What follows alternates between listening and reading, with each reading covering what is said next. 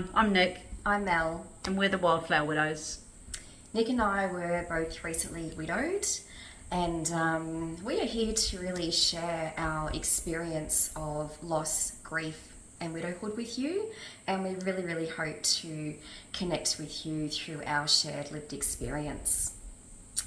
So, my husband passed away 18 months ago now, and he passed away quite suddenly, and he was only 41 years of age.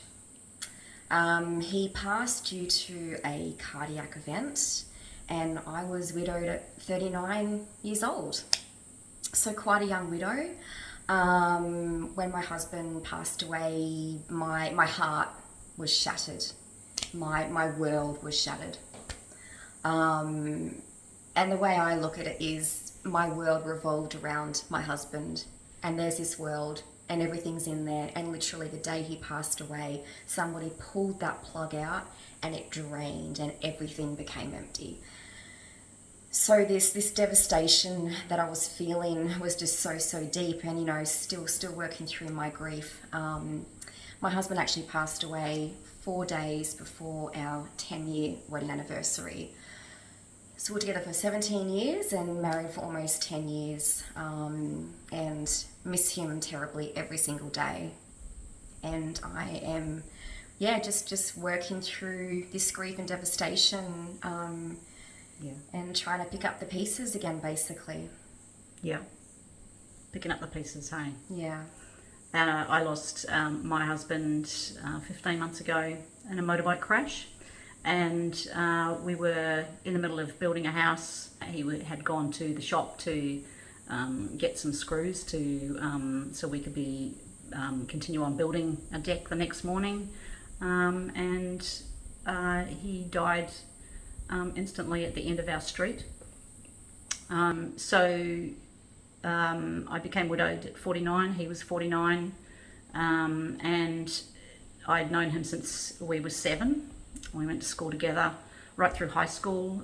We were best friends for many years, and he was just absolutely the love of my life. Mm-hmm.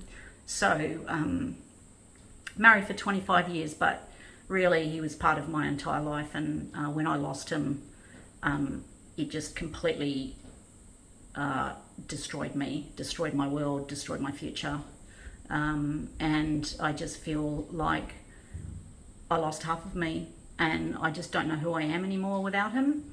And I just feel like half the person that I used to be. And like Mel, I'm really desperately clinging on to the hope that I can find my way back to some sense of happiness and some future. So that's our story. Yeah. And I guess the reason why we have started this channel is to really share our experience with you. Many people in the world lose a spouse, and there's actually not much support out there. And we know that grief is a really lonely place. And if you're anything like me, I literally isolated for the first 12 months of my grief because I couldn't be around anybody. I couldn't be out in the world because nobody understood my pain and what I was going through. And I went into protection mode and self-isolation mode, and that was my way of dealing with my grief. But even if you have friends and family around you, you've lost your loved one, you've lost your soulmate, your special person. So it doesn't matter who is around you, you feel so alone in the world. So I guess we just wanted to let you know that we get it. Yeah. We've been there. We're still going through it. We are still working through our grief, but that you're not alone. You're not alone because we're here. We're doing this grief thing as well. Warts and all. And as I was saying before, there isn't much support out there for widows and widowers. When Nic and I were recently widowed, we each jumped on Google and, tried to find what was out there in terms of support. And there are a few little bits and pieces here and there, but there wasn't much out there. And, grief and widowhood can really be that elephant in the room sometimes that nobody wants to talk about, right? But you know what? We're here to talk about it, and we're going to lay it bare out on the table. We're going to discuss everything. We're going to share our stories, and hopefully you'll share your stories with us as well. And I guess we also really, really want to break down that stigma around loss and grief and widowhood, and I guess do our part in really shifting that culture in the Western world in terms of how we deal with loss, grief and widowhood. I think we can do things a lot better.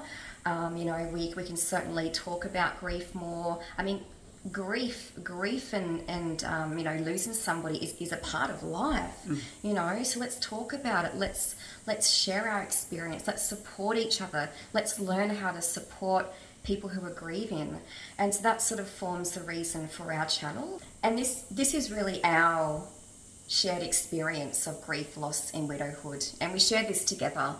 And I guess we just want to work with you in terms of navigating through the different emotions of grief and widowhood, navigating through the different complexities, all the different layers. You know, we want to share with you the tears, the meltdowns, but we also want to inspire you and fill you with hope, find little sparkles of joy along the way.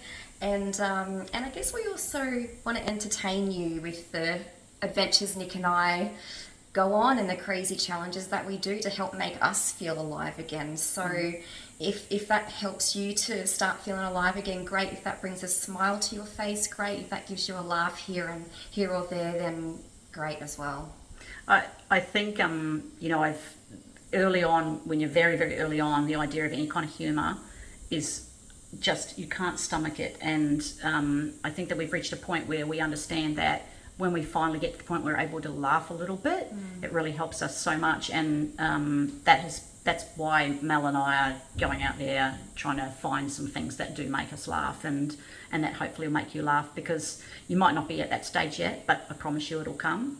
And every little laugh that we have just brings us slightly back to life again. And so I think that that's our goal here, is to bring you some entertainment as well. You know, like I feel like I've been catapulted into this world that doesn't understand me, and I don't understand it. I think that the person people used to know is no longer here. A large part of me died with my husband, and people want the old me, and I can't get her back. I'm not that person anymore. So we have this opportunity, as well as supporting each other, to educate the world a little bit about what this is like and how they can support us, and that we can come back. We won't be exactly like we used to be. We're a new version, and I actually do think that we can be a better version too, because we have been to the darkest place, you know, that you can go. It really makes you very, I feel other people's pain a lot more than I used to. I've always been compassionate, but I'm very aware of other people's suffering now, and I know that when people around me are suffering, or in the future if they are, that I'll be able to be there for them, because I've had this lived experience. So I'm hoping that, you know, we can also educate people out there too, how to help us and how to help you, and how to be able to talk more openly about death and grief, and make this a little bit more of everyday conversation. You know, with so many things in the world now that we do talk about that once upon a time were taboo, we can talk about those now openly, but, you know, it's very rare to find someone that can talk comfortably about death, who, when someone brings up, you know, if Mel brings up a conversation and mentions her husband, it's almost a guarantee that 90% in that room will put their head down or turn away or start to panic. How can, oh, she's mentioned him, how can we stop, quickly change the conversation, you know, when all Mel wants is for people to acknowledge that he was here, he still is here for her, always will be. She doesn't want them to stop. They're probably sitting there going, quickly change the subject because it's going to make her sad. It makes her sad when they stop and when they turn away, and it makes her sad when they run from her in the supermarket because they don't know what to say to her. So, you know, these are the things that we're hoping to normalise and make people more comfortable. There's a long way to go with grief and death, and I think it's time that we started to talk really openly about it, and ask the world, please talk to us about our person. Please let us talk about our grief. Ask us how we're feeling. So Nic and I actually met each other at a widow and widowers support group in our local area, and it was the first one that her and I had actually attended. I was terrified. Me too.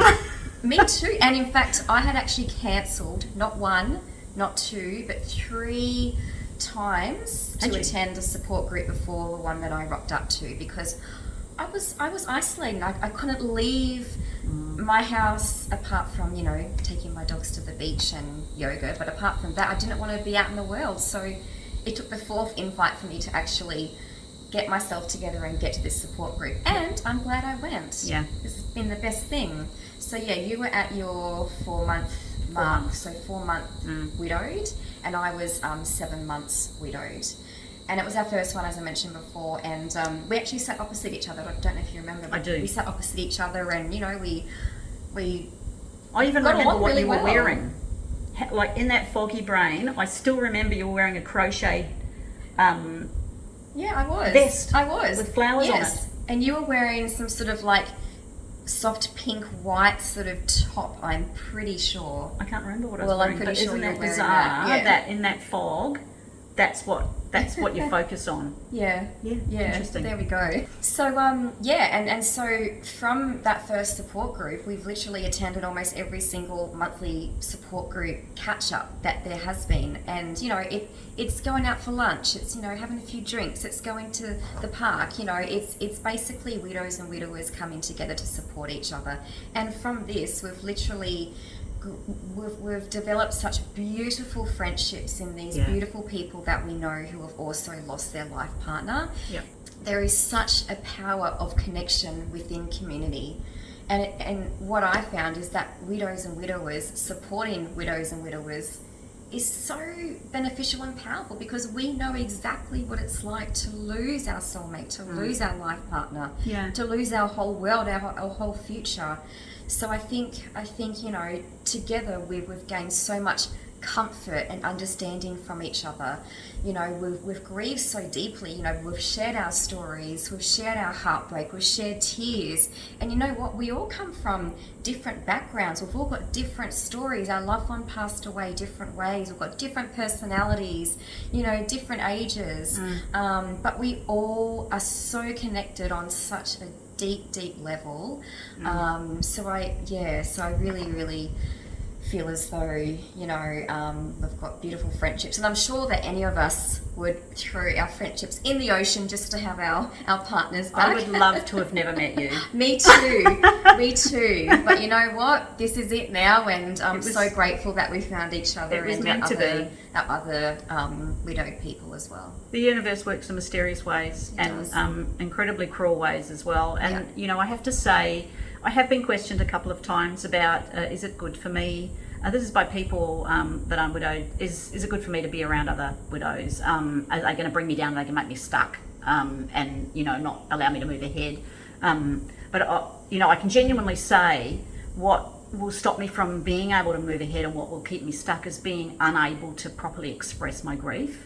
And the only place, until I went to the widow support group, the only place I could really do that freely was when I was in a counselling session. And so to be able to find people that I could go and have a coffee with, and we don't sit there and tell our awful stories all the time. We often just catch up and have coffee or a wine or what have you, and we chat, and sometimes we just have a really good time together.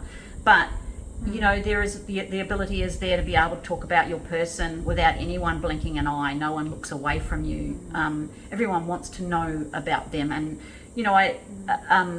I didn't know Mel's husband, but just from the time we've spent together over the last year or so, I feel like I know what type of person he was. I feel like I know some of his quirks, and I certainly can see the love she had for him. And it's sad that we didn't get to meet each other's person. But it's so lovely that we can actually tell people about them. And I think it's so freeing for Mel to be able to tell me, to tell the other widows and widowers what her husband was like, and how important he was.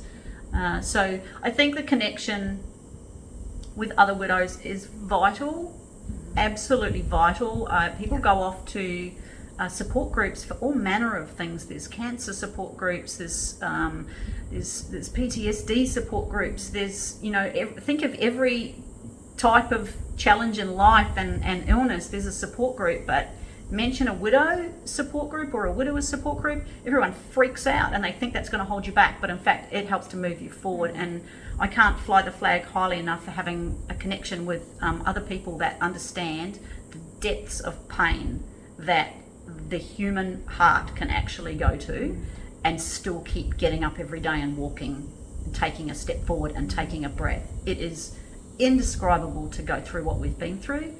And I think that the earlier you're able to meet even one other widowed person to share some of that challenge, the easier that's going to be for you to be moving through your grief, because that feeling of being alone in it and being stuck in it, and people just, I often have people say to me, what have you been up to? What have you been up to, Nic? They never say, how are you? What are you feeling? What's this week like? Is today a struggle? Where are you sitting with your grief? What can I do to help ease some of that this week? I never hear that. I just hear, what have you been up to? And, for Mel, I can say to her, how are you going this week? Rocky week. You've got a couple of big things coming up. You feeling all right? And I can be really honest with her and go, absolute shithouse. That's right. So, and then just have a bit of a teary, and that's okay. Yeah. So highly recommend, if you can find a support group, some other widowed people. If we are it for you, then that, to me, great. We've been able to find and reach some people. Just see if you can find somebody that can understand what you're going through. It will help you immensely. So the reason we called ourselves the Wildflower Widows is because Mel and I both love wildflowers. They are very hardy flowers. They grow anywhere. They grow in rocky creeks, on top of mountains, in the most inhospitable conditions.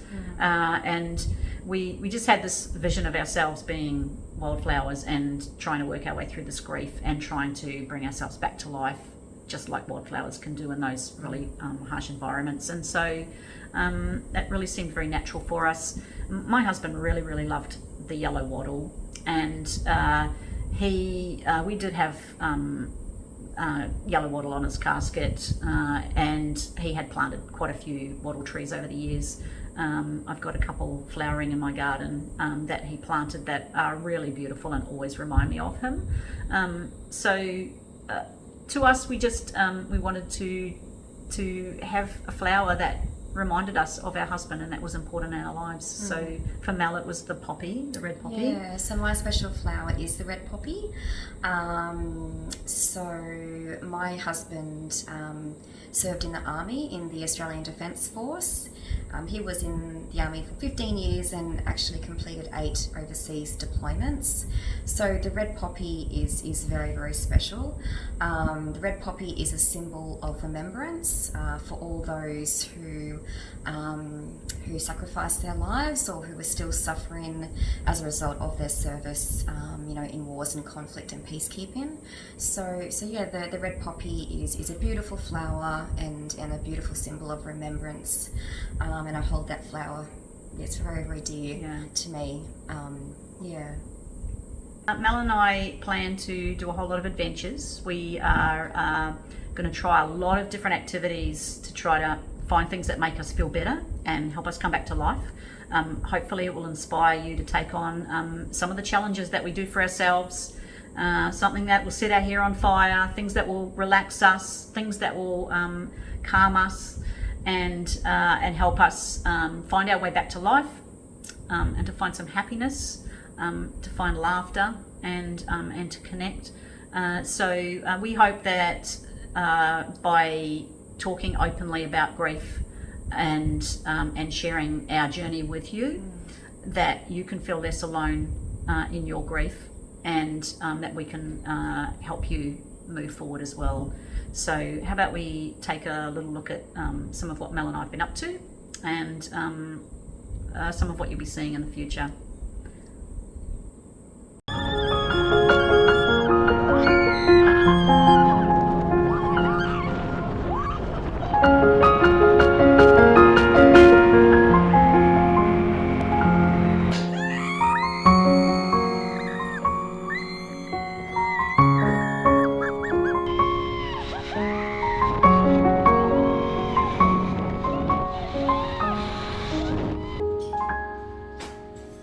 you.